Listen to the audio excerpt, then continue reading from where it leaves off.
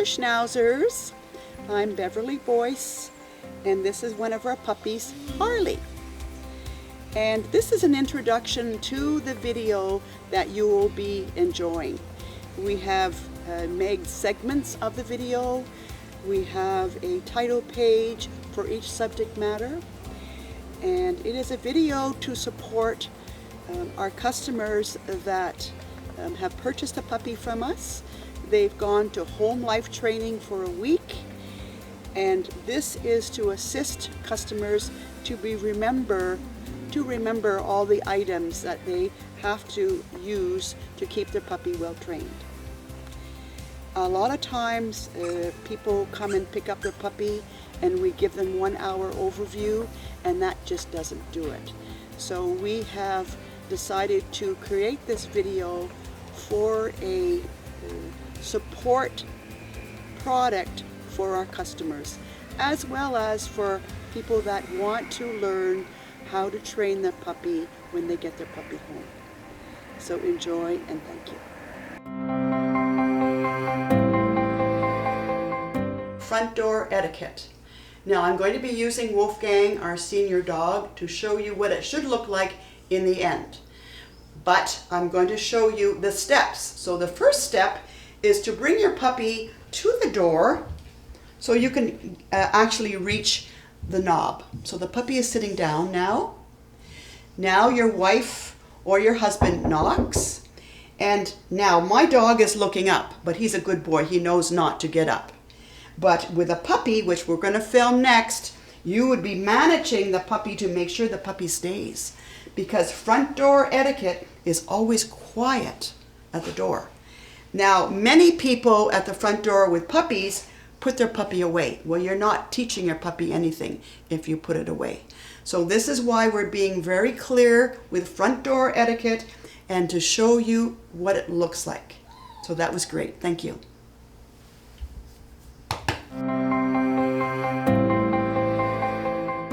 Here we are at Island Miniature Schnauzers with front door etiquette with a puppy. Totally different scenario. So, now we'll get the puppy. Use your leg to reposition your puppy. Don't touch your puppy. Reposition. And you can use any leg, just don't fall over. Have their little feet off the ground.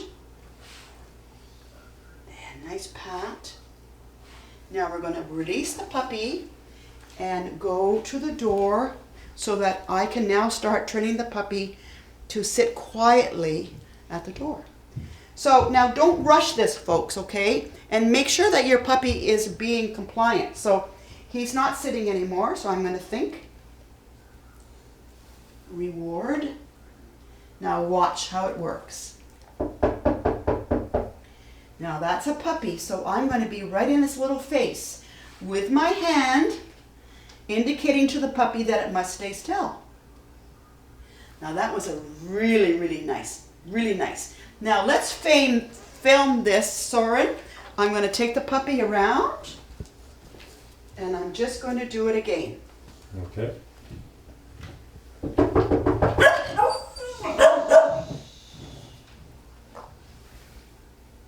Now you notice that the puppy was compliant, and we have some older puppies in the office and they barked, but they haven't been trained. So that's how you do it with a puppy. Now, for further detail, more detail on what happens when a person comes in the room from the door, that type of thing, it will be on our educational platform. And we go live in December for that. So lots of detail on a monthly basis. So that's perfect. Thank you. So here we are at Island Miniature Schnauzers, and we're filming, getting ready to go out and onto the trail with our friend Harley here. And what we want to talk about is getting ready first. And we're going to be calm when we get ready to take our dog for a walk. We're not going to get our puppy all excited and enthusiastic about going out on the trail. Once he realizes what we're doing, he's going to be enthusiastic enough. We want to be calm and focused and have intent on what we're going to do. So as we get ready to go outside, we've placed our train leash on Harley in a proper fashion. And we're going to be relaxed. I'm going to take a nice deep breath and envision what I'm going to do, which is going to walk toward the door. And I'm going to have my puppy sit on this side of the door so I have a chance to maneuver the door open or balance my keys or my purse or anything else I might be carrying with me that day. And I can have my puppy sitting and calm, and then I'll walk through the door to the other side, and then we'll get ready to go down the stairs and out onto the trail. So I'm going to take a nice deep breath. Looks like Harley's ready to have a nap. So we'll get his little attention, and we'll get him sitting, taking a deep breath, watching my puppy sit, praising him for doing so. And then I'm going to move forward, gesturing him forward. And I'm going to come to the door. I'm going to ask Harley to sit with my energy, which he's done. And then I'm going to grab my door, manage my puppy as I'm doing so, make sure he stays. And then I'll be going out the door into the other side.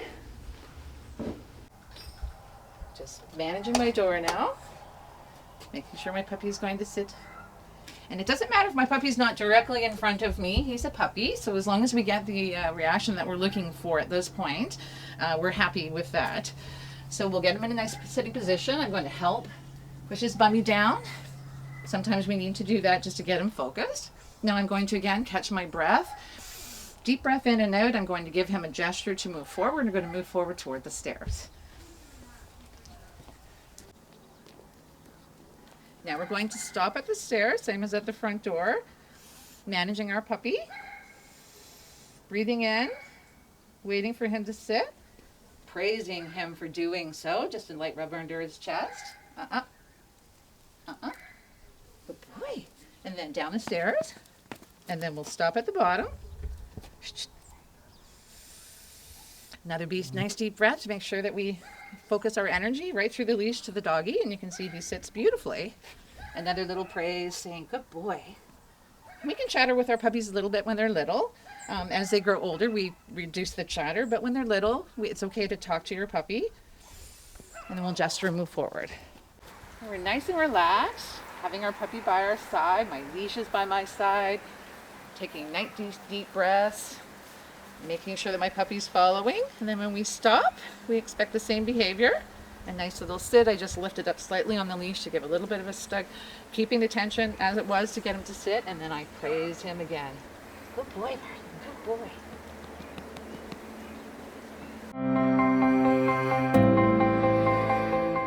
Hello, I'm Leslie at Island Miniature Schnauzers, and today we're going to demonstrate being out on the trail. And out on the trail we may meet other people with their dogs, and some of those dogs may be well-mannered and some of them may be unruly. And so one has to decide how do you want to deal with your dog on the trail. This is Wolfgang, and he is a well-trained dog, and I'm going to show you the first way. So the first way will be having your dog sit beside you calmly. You're breathing, you're calm, you're relaxed, and your dog feels that, and you stand, and a safe place for him is by my side. The second one is I'm going to keep walking, I'm calm, I'm breathing, I'm relaxed. My dog is calm and relaxed, and we're just going to walk past the dogs. The third one will be an unruly dog, off leash, out of control. Now I need to protect my dog, and I'm going to show you how to deal with that. So let's begin.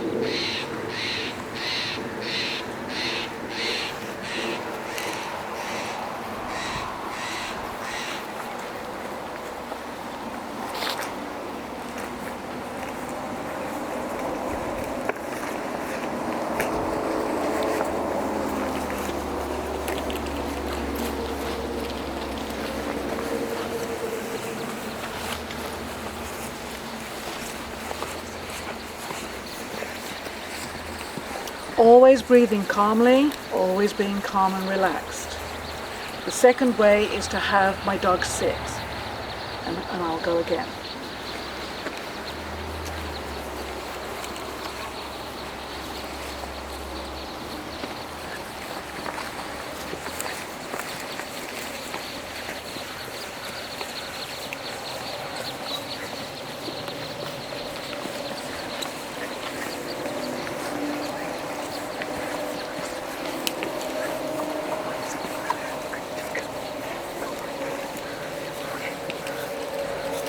again, I'm now going to show unruly dogs and they're out of control, and I'm going to walk into that. So several of the dogs come to me at the same time. I just walk around.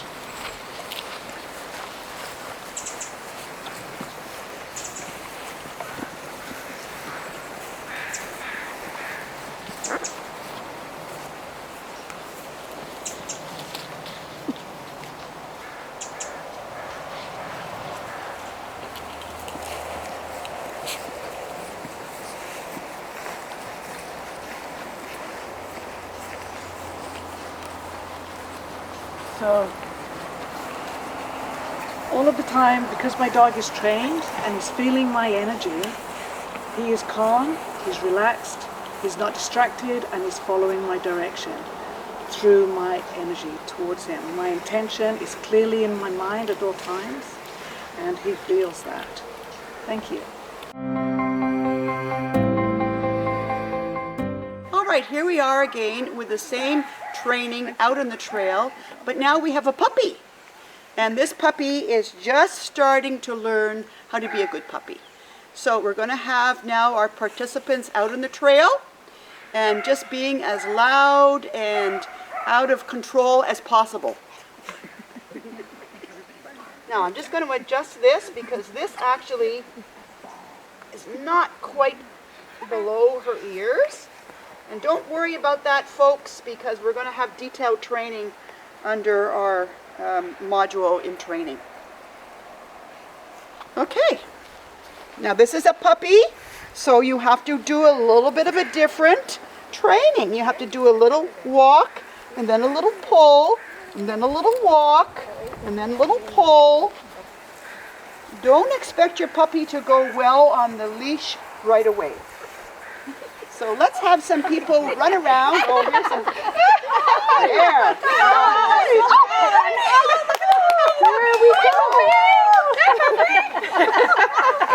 There we go. So she looked up at her handler to go, what should I be doing? And she did the very right thing. So let's go and see some other. Puppy? Oh, hi. Want to say hi? Now you notice how she's looking up for guidance. She's looking right into my eyes. And this is, what's her name again? Her new name? Josie. Josie.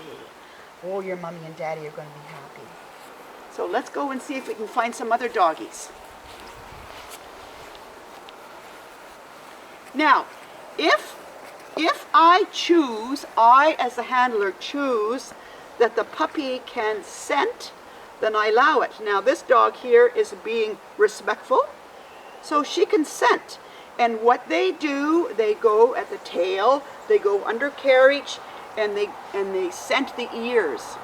And that is, all these different areas of the body tell your doggy what's happening as far as their digestion, as far as what they ate, as far as what their energy feels like.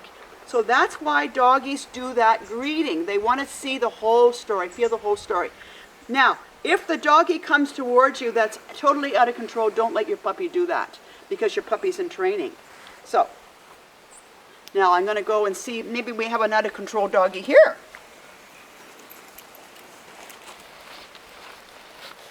And I'm not going to let my doggy scent. Now, this little doggy's in training right now, so she's doing awfully well. Look at her.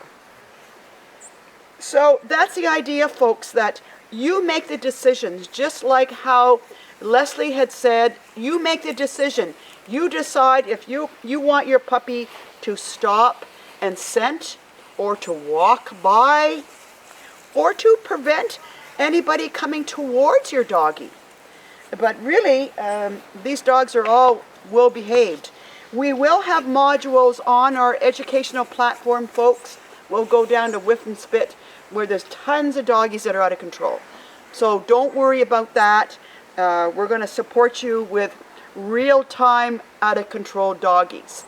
These doggies are all from the farm, and they all are in different levels of training. We have harnesses, that type of thing, and collars. Just keep in mind that we don't use harnesses at the farm. It's just for filming, right? So that's it. Thank you very much.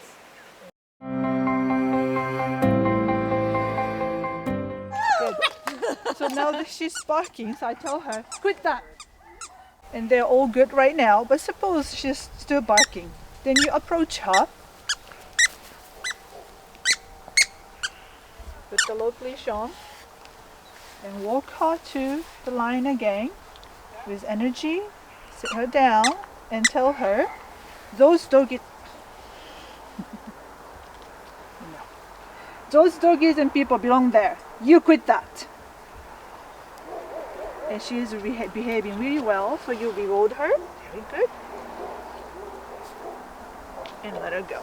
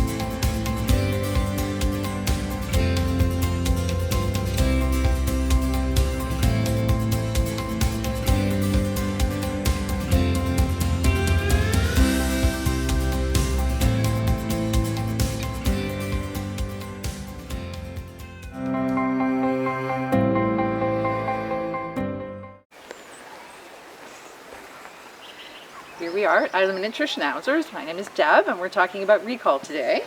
And with us we have Josie, our puppy. And we're going to be focused and intent on getting Josie to follow us over. We're going to practice the stay command, and then we're going to do a little bit of a recall. So we've got time for our lesson. We're going to take a nice deep breath, and off we go.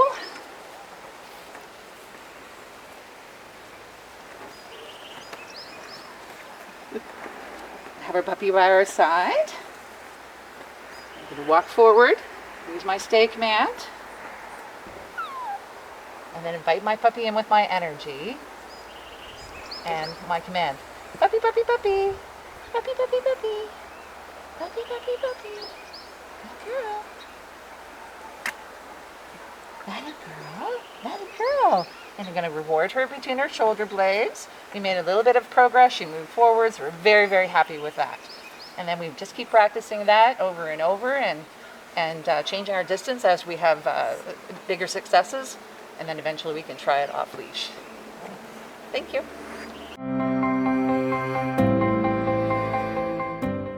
Okay, so now that we've had a successful recall, we're going to take our leash, our training leash off our puppy.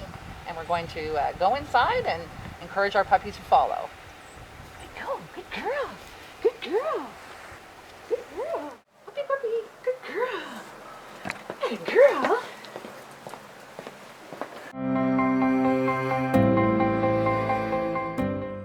Hi there, here we are again at Island Miniature Schnauzers, and this time in our office. And in our office we usually have playpens like this, with mothers and puppies in the playpens. Now, the subject matter of this video is to make sure you understand how to keep your puppy quiet in a playpen.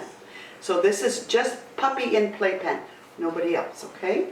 This is Frankie, says hi, and he's got long, long, long eyelashes. Yes, he does.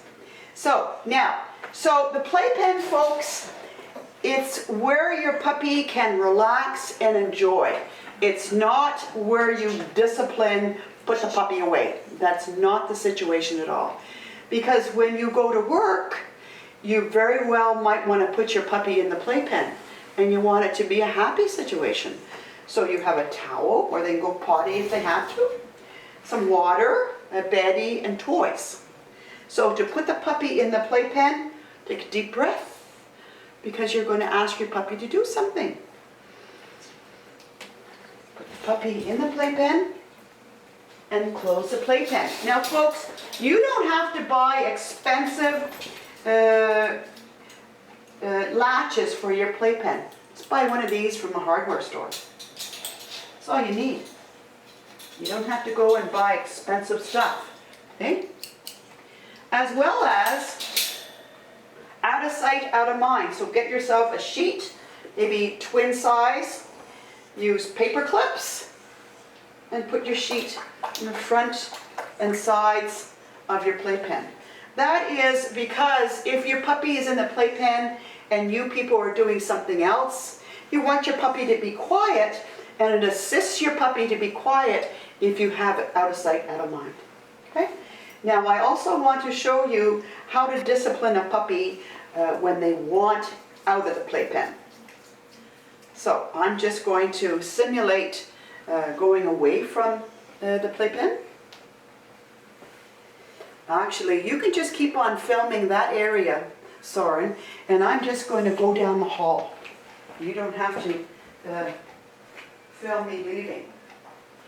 Hopefully we'll hear him cry.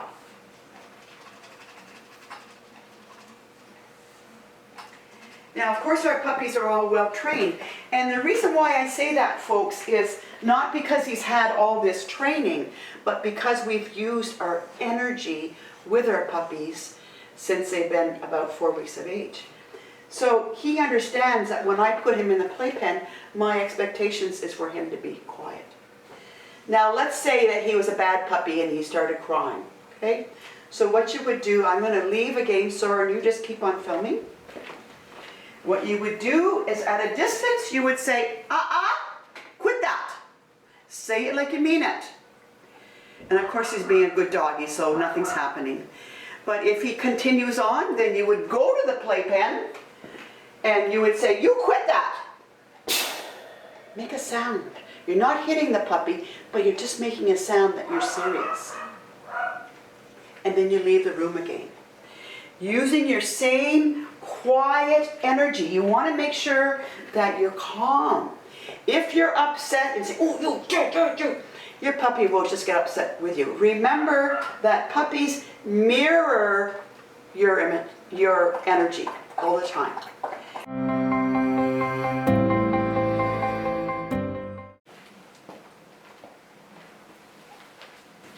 Here we are again at Island Miniature Schnauzers, and we're with Wolfie. Wolfie is our senior training dog.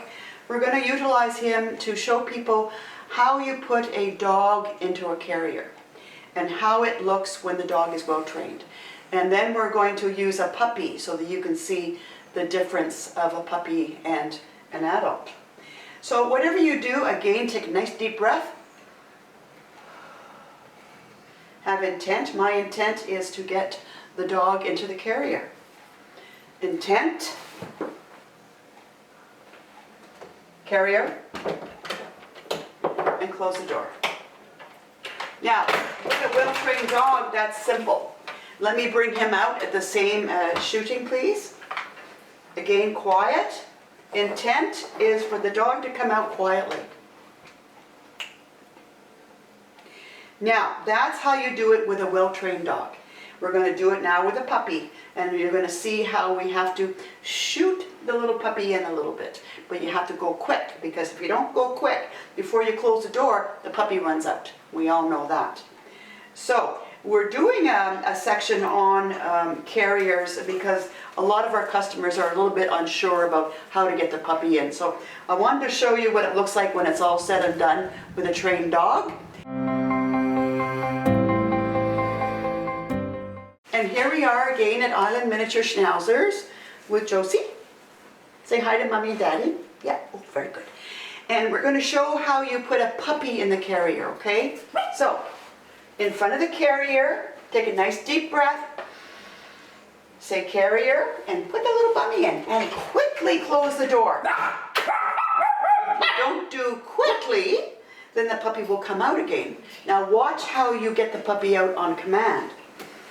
Deep breath. My intent is to have the puppy come out quietly in a nice, still demeanor. Breathe. Put your hand up to indicate not to come out yet. Now I have intent. And we'll wait for it. Don't rush her, folks. Let her come out on her own accord. Watch for it.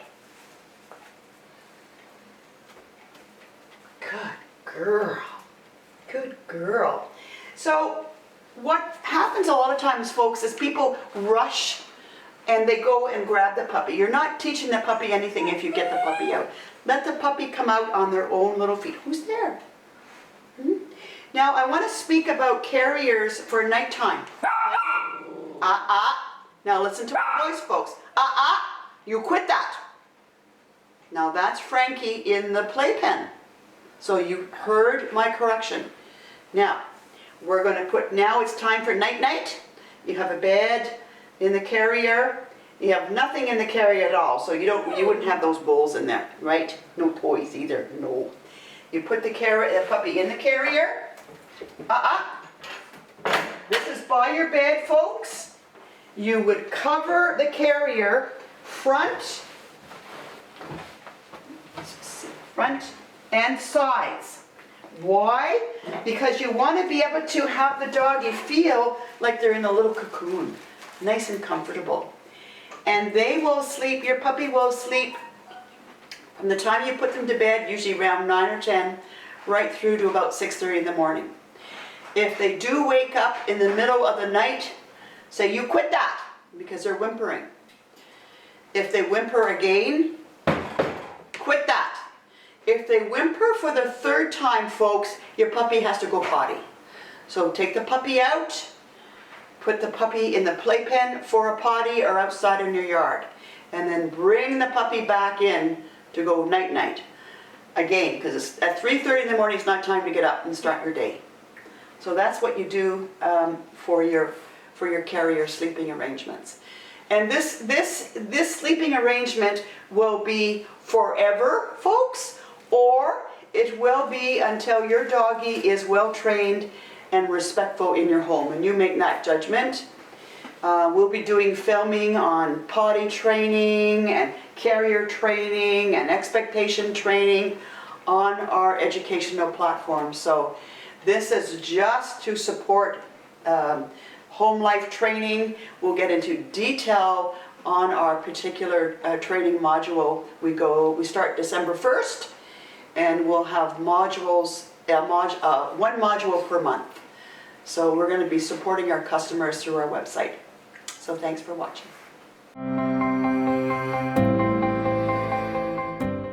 Okay, here we are again, and this section is about brushing your doggy's teeth. Now, you have a few choices. You should brush your doggy's teeth once a day. If you're going to do that, it's before you climb into bed. That's where you brush his teeth, once a day. If you find that you can't do that at all, then you get your dog's teeth cleaned by a non-anesthetic teeth cleaner professional. And you either go to their studio or they'll come to your location and you get your doggy's teeth cleaned. It's okay, twice a year. Okay, very important if you don't brush your doggy's teeth. Now, this brushing the dog's teeth and also getting your dog's teeth cleaned by a non-anesthetic teeth cleaner does not replace taking your doggy to the vet once a year for a wellness check. And they check the wellness of the doggy's gums. And we're going to have another segment where we're going to zoom in on the gums. And we're going to show you how to check the doggy's gums as well as brush your teeth, right? Yes. So make it fun, but you must make sure that you're alpha and you don't give up if the doggy cries. So, doggy, Schnauzie's really easy because you have the beard and you can check the teeth. See how I open up and check the teeth? And they're all funky because the baby teeth are falling out and some adult teeth are coming in. Now, I like to have a little finger toothbrush, okay? Now this is doggy toothpaste, chicken, nom. Now hold on to the beard and away you go. Really easy, yes. And you you know, practice makes perfect, folks. So don't panic if you think, oh, you only got a few teeth. That's good enough. You'll get better. The idea of it is that you want to make sure that you do this once a day, and that your doggy, if it starts screaming, which they usually do, of course Frankie's not, because he's a good boy, you don't stop. Only for about a minute. Oh, that was good. So that's done. And then you praise your doggy. Good boy. That's a good boy. And that's how easy it is. So here's another puppy. Since Frankie was such a good boy, we're trying another puppy. This is Josie. And once again, my toothbrush on my finger. A little bit of chicken nom nom nom toothpaste. Hang on to the beard. And now I'm thinking of what I want to do. I want to clean the doggy's teeth. Don't worry about getting toothpaste all over the beard. The idea is just to start getting them used to it. Yeah, what a good girl. Oh, yes. Now, we're just going to do that. Now, folks, it should take you no more than a half a minute to brush the dog's teeth. So you're not talking about 10 minutes. But she's probably never had her teeth cleaned yet. No, brushed. And she's in home life training right now with Meg. But you see what happens is that was my focus to work with the puppy. I wanted to take this puppy and open up the mouth and brush the teeth. That was my focus. I'm the alpha, so that's what we do. Now, remember folks that you stay calm, right? Breathe, and you just brush teeth. You'll find out the calmer you are, the better you will be for doing the teeth. Now this puppy would accept my fingers anywhere in the mouth because I'm alpha. So that's your goal, folks. Okay? Thanks for watching.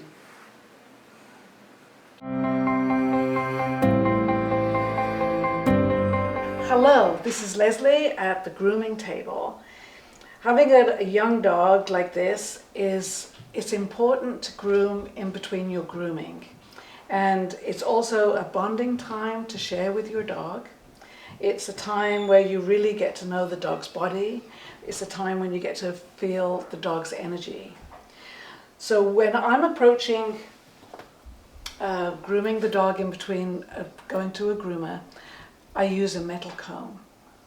And a metal comb, and I use a little brush.